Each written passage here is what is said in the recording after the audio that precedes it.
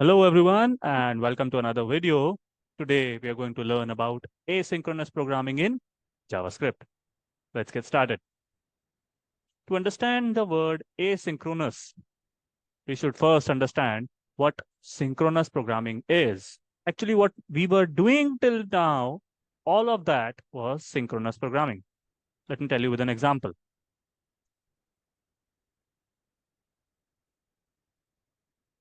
Let's say if I declare a variable a, if I give it a value 1, and let I declare a variable b, and let's give it a value 2. So these are two lines of code.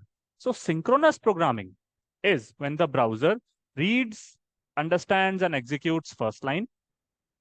When the execution of first line is finished, then only the browser goes to the second line.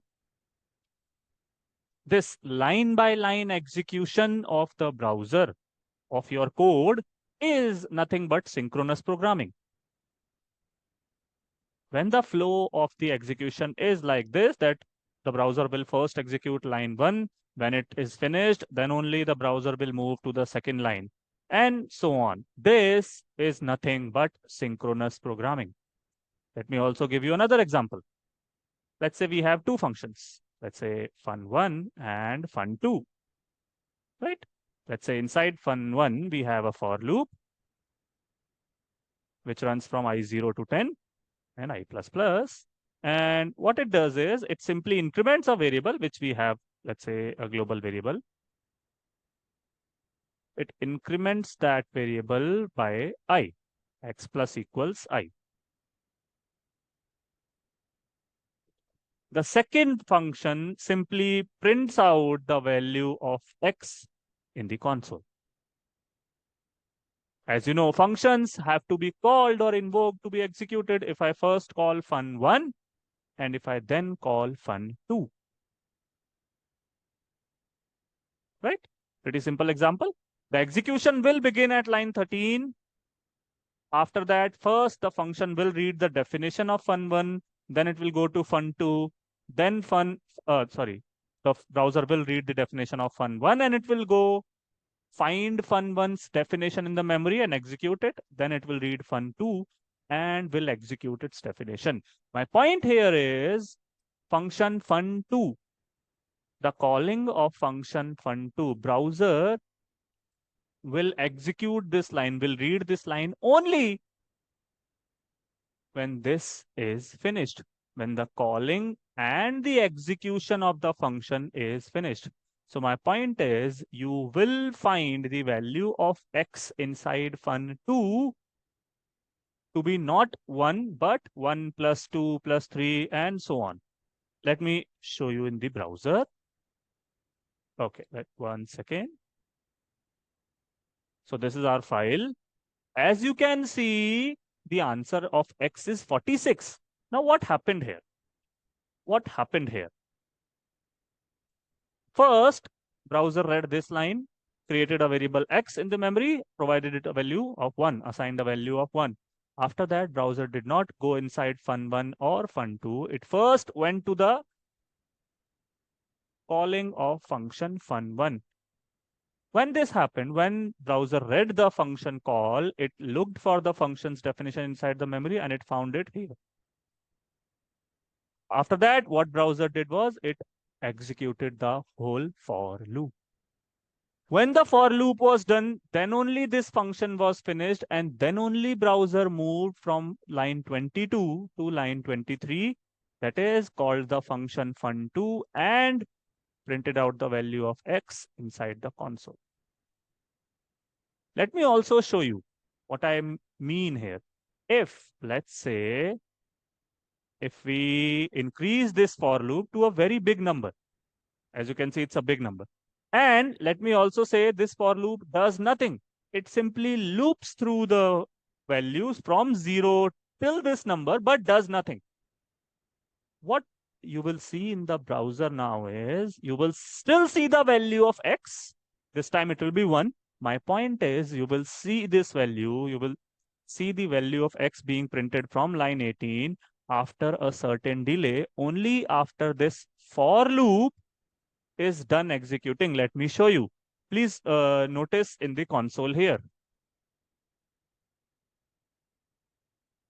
As you can see, our browser is still doing the work. Okay, I think we have some sort of opened a Pandora box. Okay, there you go. So I think you got the point. The browser made our point very, very clear.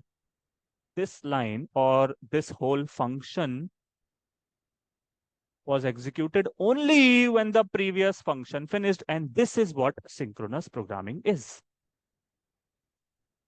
You might be wondering, so what is the problem with this? Why this video is titled as asynchronous programming? Of course, asynchronous is the opposite of synchronous. So why do we actually need this thing? See, the function fun1 in this case was a pretty useless or a pretty basic function. What if, let's say, inside function fun1, we had some sort of API call, we had data coming from an external server. That server, we have no, we have no control over how much time that server will provide us data, or whether will it provide data to us or not. And our function fun2 is dependent on that data. Function fun2 wants to use the data from the function fun1, wants to use the data from the external server. In that case, yes, we would definitely want function fun2 to be executed after fun1.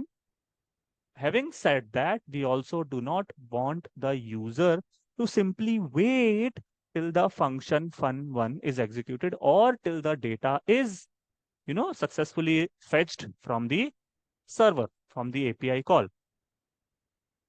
What we want for a good user experience is, yes, as soon as the browser reads this, it should start the execution of function fun1.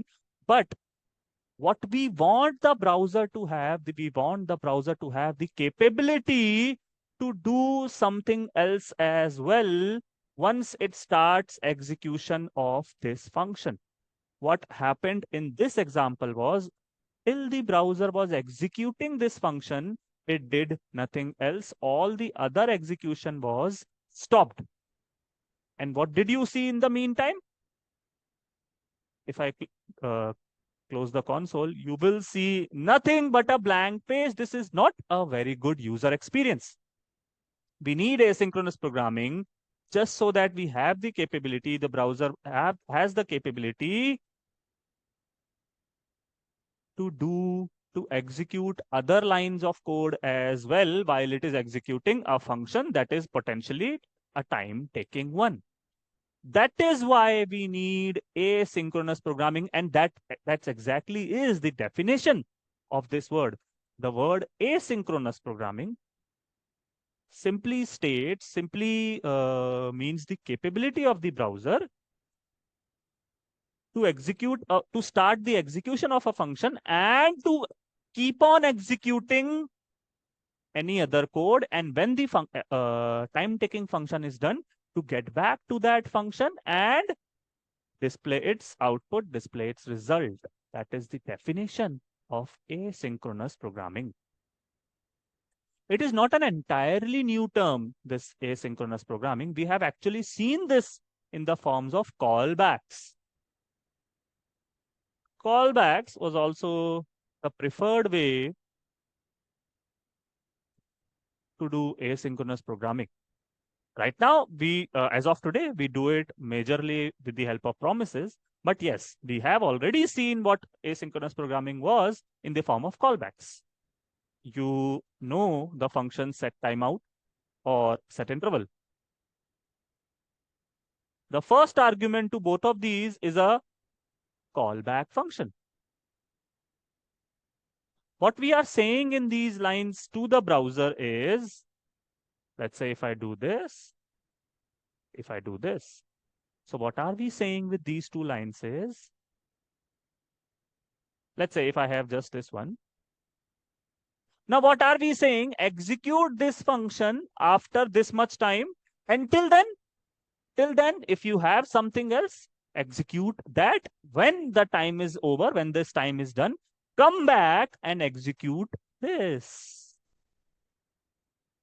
That is exactly how set timeout worked, and this is exactly what asynchronous programming is. Let me show you with an example. Let's say if I have a hello, let's say if I have a world, right?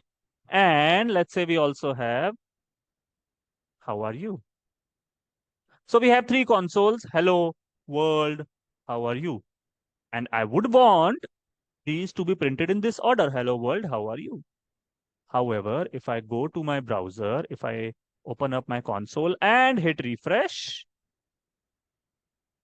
as you can see, it did not print in the order we anticipated. What was printed is hello. Although after line 24, we have line 25, the browser read this line, the browser understood that yes, I have to execute this function, but after a delay. So the browser went on to the next line, executed whatever there was to be executed since we had already only had one line. So it executed that line first. As you can see, after 24, we have 28. And when this time was passed, when this time had passed, browser went back and then executed this function, which printed out world. As you saw, it printed after a second. So this is also asynchronous programming, right?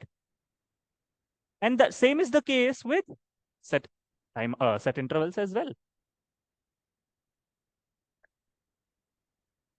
Callbacks was the preferred way of doing things. Callback was the only way of writing asynchronous code till a few years back. However, as of today, we use something known as promises. Now, this is also an interview question, that what was the problem with callbacks? You might also hear the term callback hell. We will discuss the problems with callback, what is callback hell, why we stopped using callbacks due to inversion of control in a later video. This video, we will only discuss promises. So we have already seen asynchronous programming in the form of callbacks. We now have to see them in the form of promises. Let's discuss that. Promise. Now, promise is a word that is taken as is from real life English, from how we use it in our daily life. That is exactly the same meaning promise holds in JavaScript as well. Let me tell you the exact definition of promise.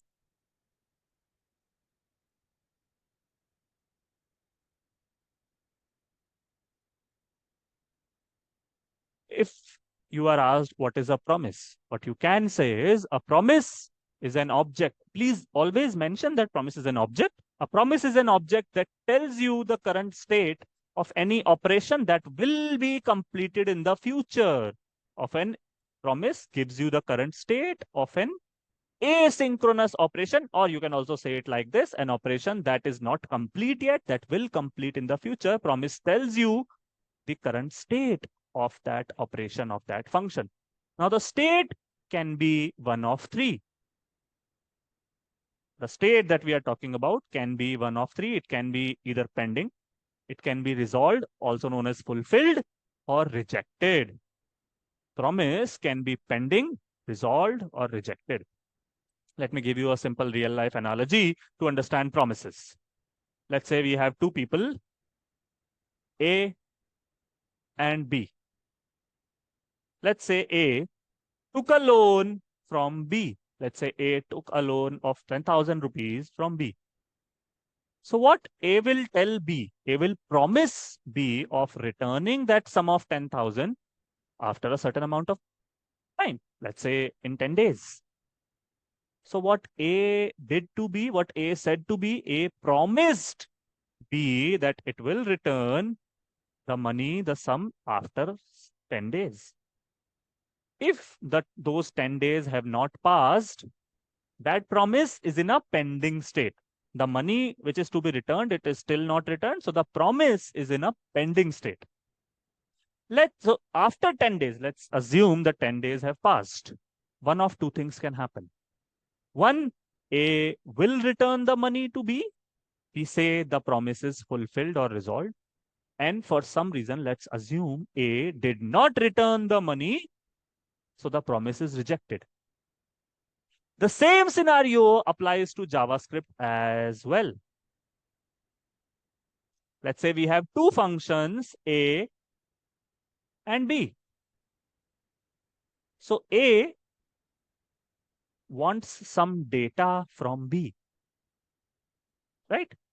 B tells A, yes, I will provide you some data, but I will need some time to gather the data, or I will need some time to fetch the data from any server, from any database. So B will promise A of providing the data. So B will promise A that, yes, I will provide you the data.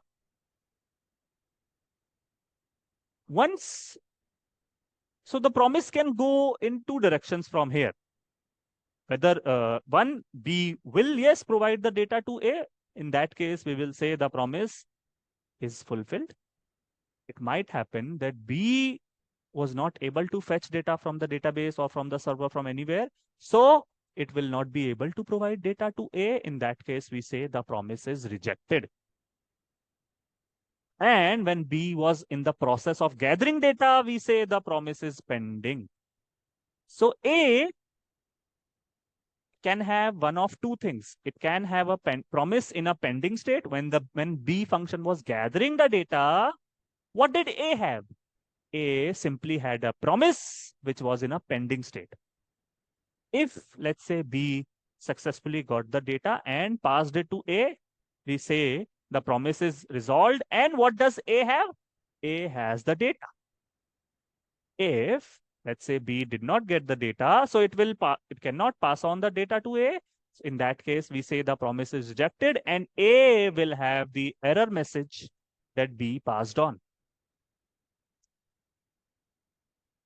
So the promise can return one of two things.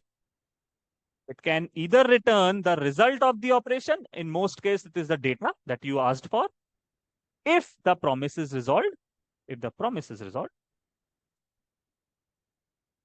However, if the promise is rejected, so the error due to which the promise is rejected, promise returns that error. So if you are asked in any interview, what is a promise? Explain promises. You can very simply say promise is an object that tells you the current state of an asynchronous operation. That state can be one of three. It can be pending, it can be resolved or rejected. If the promise is resolved or if the promise is resolved, promise returns the data, or if it is rejected, it returns the error message. So this was all about the definition. Let's now see it in action.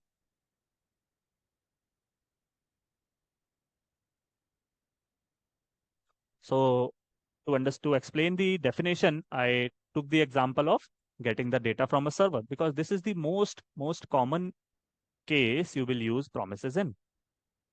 So let's take example of fetching data from a third-party server. Let me show you the server as well. Let's say,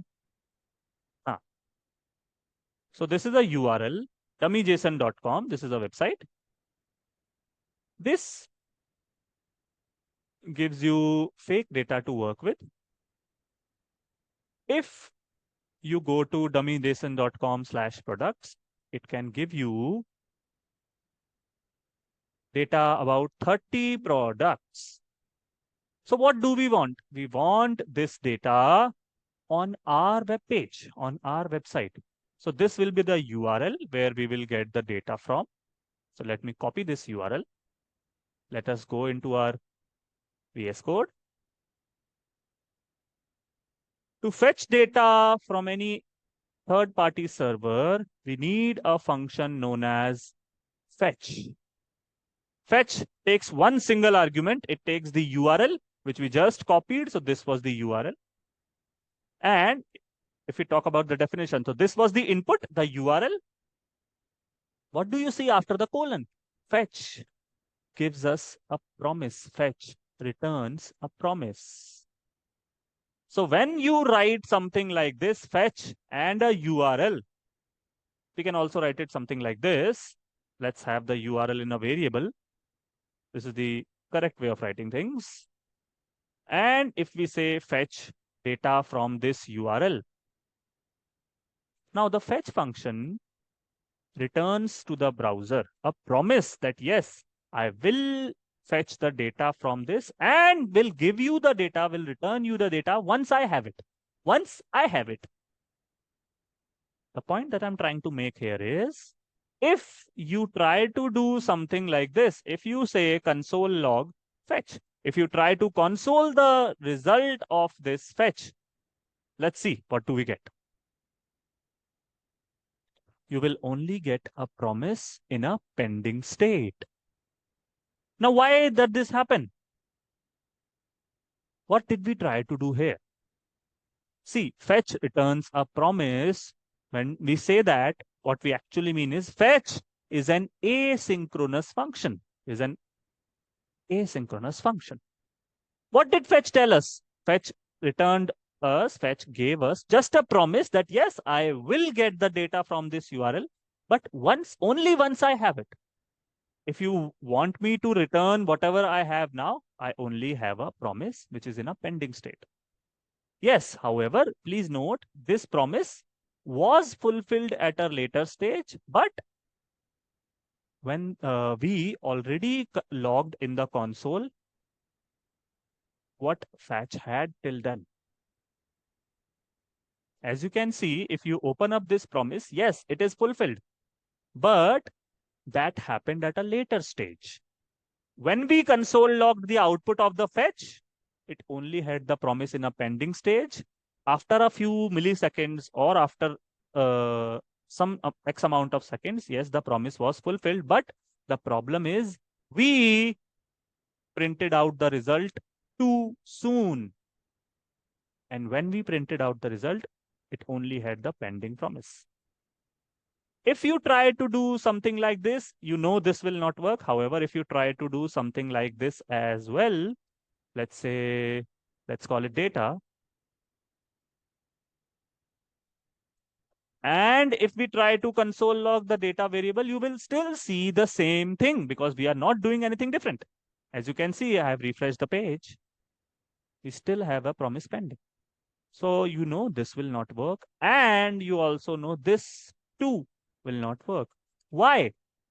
See, fetch is an asynchronous operation. And what we are trying to do is we are trying to print out in a synchronous manner. What we actually want to do is, sorry, what we actually want to do is, yes, we would tell our browser to fetch the data from this URL.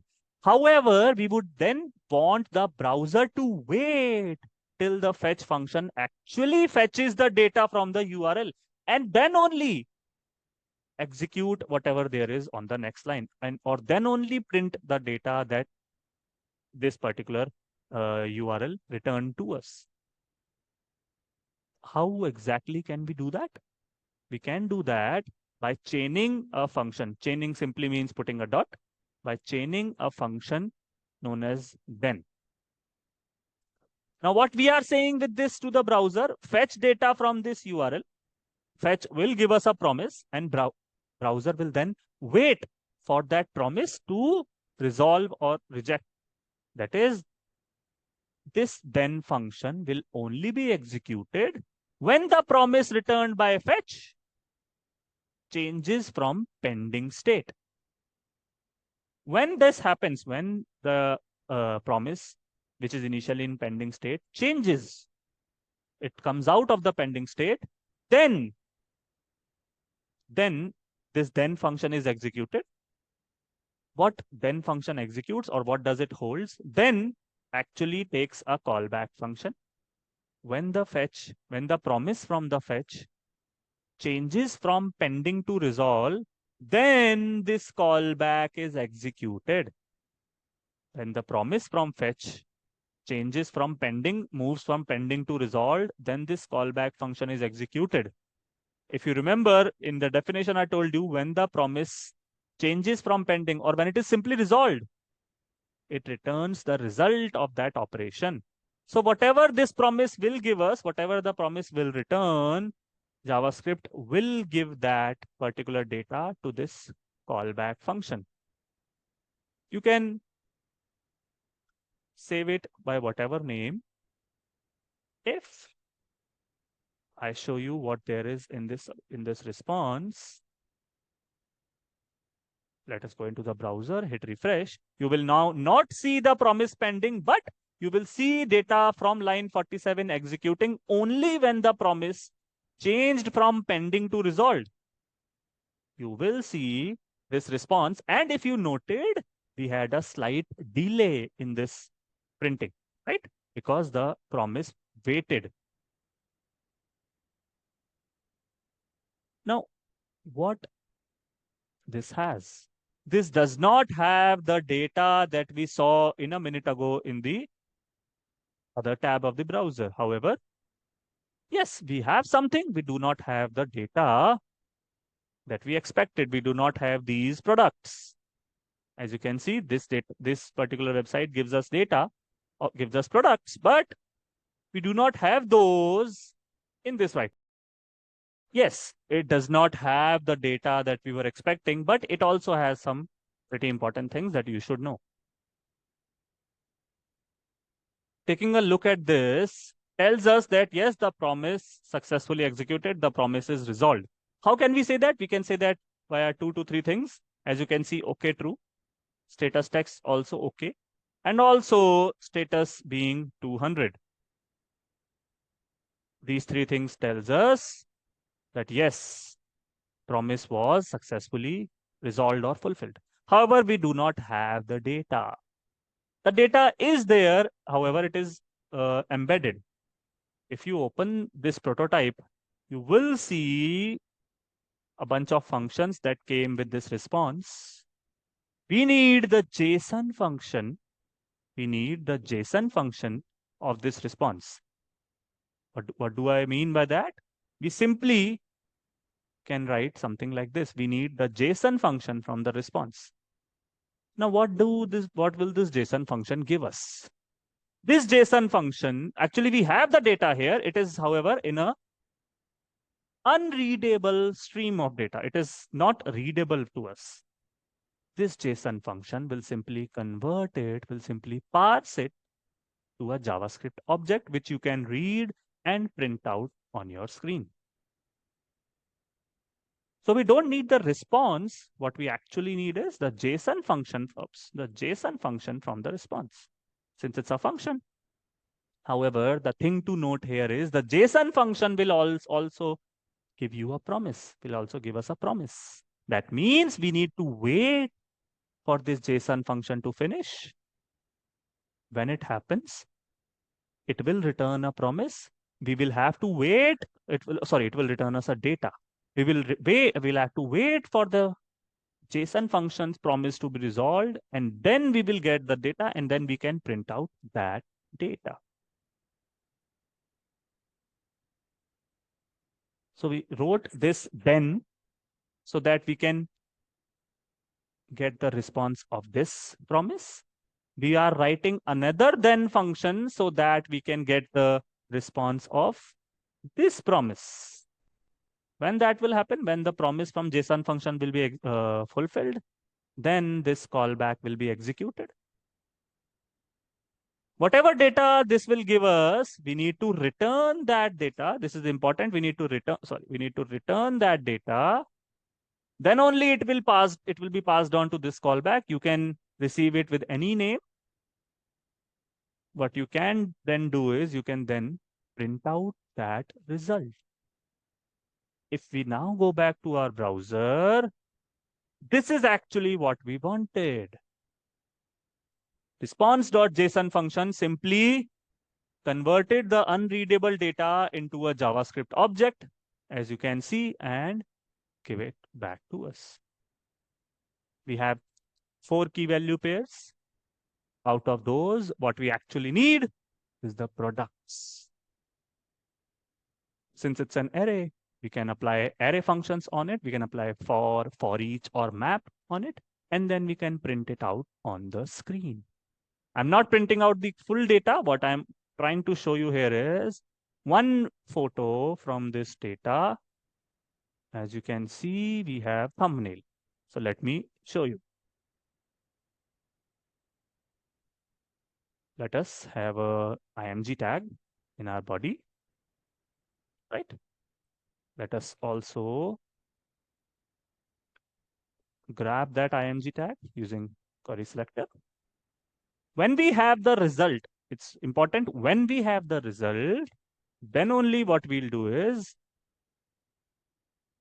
we'll put in the src tag of the img what?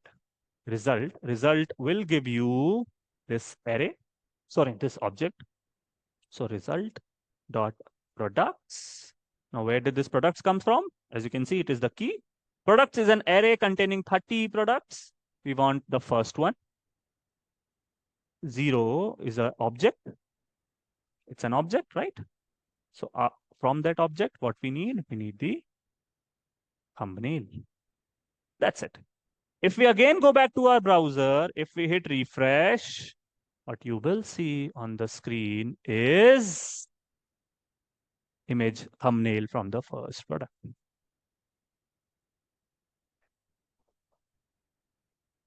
This is how we can fetch data from any third-party server using promises. However, there is another way of doing what we just did. This is called the then and catch method. Yes, we did not study about the catch. Let me also show you what catch is. Catch.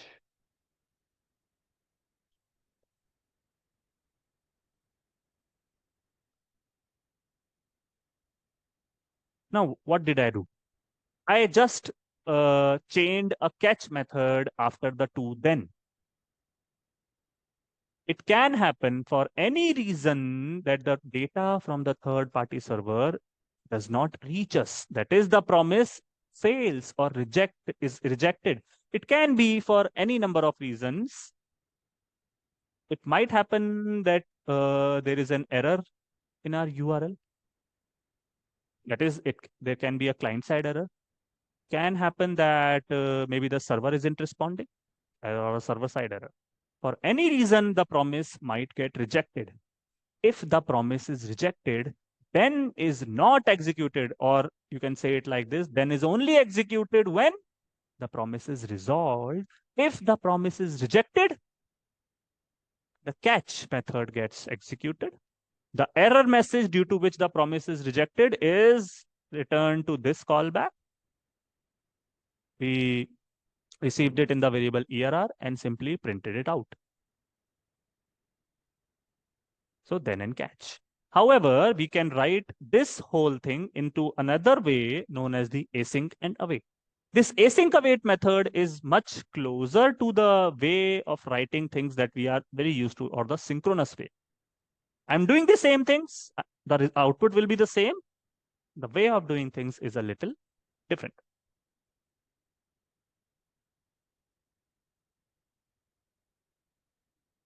So yes, fetch and URL. This is the same. However, I'm not chaining any then, or I'm not chaining any catch with it. Instead, I'm writing a keyword await, or wait for this to finish. Then only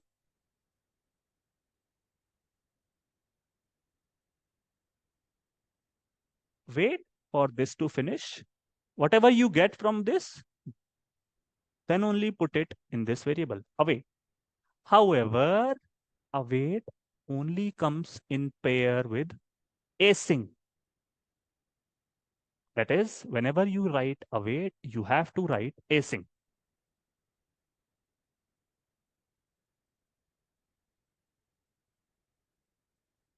What I'm doing is I'm putting this code in a function. You can name it whatever you want. Why? Just so I can write async, as you can read in the hint. This function has to be asynchronous. What this keyword tells the browser is that this something inside this function will block the browser, or will want the browser to wait and then only execute the next line. And that is exactly what we want. We want the browser to wait for the promise from fetch to be resolved, then only put the response in this. So response, this is the same response that we got here. If you want to console it, you can console it. You will have the same object. However, what we want is the JSON function from the response. Yes, this will give you again a promise, and we'll have to wait for that promise to be resolved. So again and await. When the promise is resolved, then only we will put the result of that in the variable result. If you want to console it, you can console it. You will have the same thing that you were getting here. So I'm just doing what I did before. And you will, sorry, not result, and you will see the same thing again. Result, products, 0, thumbnail. If I go back to my browser, if I hit refresh, you will still see the same file or the same image. Okay. We're not getting anything. Why? We did not call the function. Functions have to be called, right? Basic mistake happens. And if I go back to the browser, hit refresh. Okay. File not found. Which file not found?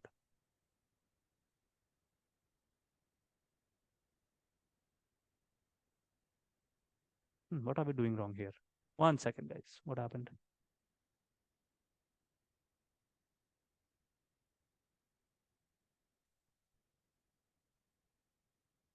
Okay, 200. So why are we not getting anything? Okay, image source is undefined. Okay, I think we have written something wrong here. Result dot products ka 0. Oh, okay, thumbnail. Okay, happens. If we now go back to our browser, and there it is, after a slight delay, we have the image. So this is a basic of asynchronous programming using promises, using then catch, and using async await. I hope you liked this video. We will still study fetch, async await, then catch in detail in our later videos. That's it for now. Thank you.